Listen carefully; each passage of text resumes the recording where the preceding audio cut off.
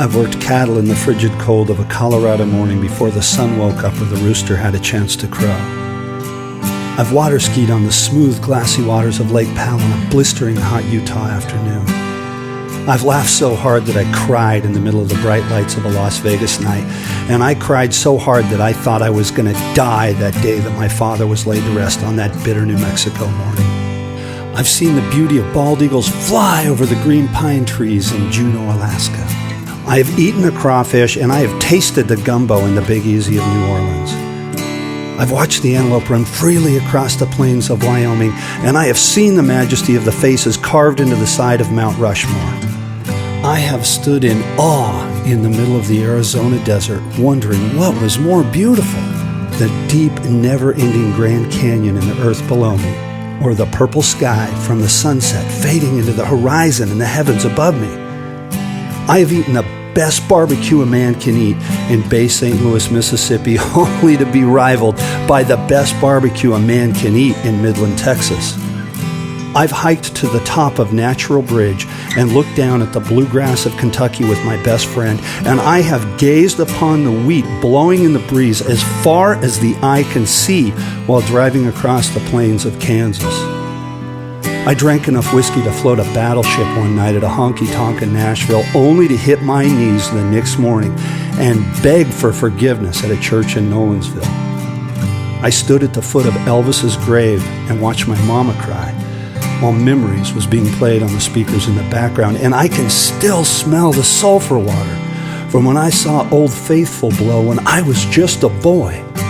I had fresh cornbread for breakfast, lunch, and dinner at my great-grandmother's house in Cherry Valley, Arkansas, and the only thing that comes close to being that good is fresh Indian bread baked in an adobe oven in Albuquerque, New Mexico. I remember smiling watching the light parade go down Disney World's Main Street in Orlando. I am smitten by the beauty of the streetlights glistening off the snow at Denver's 16th Street Mall. It's almost as beautiful as the Christmas lights twinkling off the ice at the old Littleton Courthouse. I've been across the muddy waters of the mighty Mississippi, and I have pulled a few rainbow trout out of the crystal clear waters of the Platte River and Deckers. I once saw a gray-tipped shark in Maui while snorkeling in Honolulu Bay. That day I was the second man to walk on water, but nobody was there to see it. I have driven across the Golden Gate Bridge in San Francisco, and I have stood at the foot of the Gateway to the West in St. Louis, amazed by the engineering achievements of man. I have been across the hot, lonely, unforgiving desert on both Route 66 and the Navajo Trail. They are two of the most beautiful roads you can possibly drive down in America. And I love to hear the song and watch the spiritual dance of the Pueblo of Isleta tribe in New Mexico. It is not our government or the people who run it that make up America.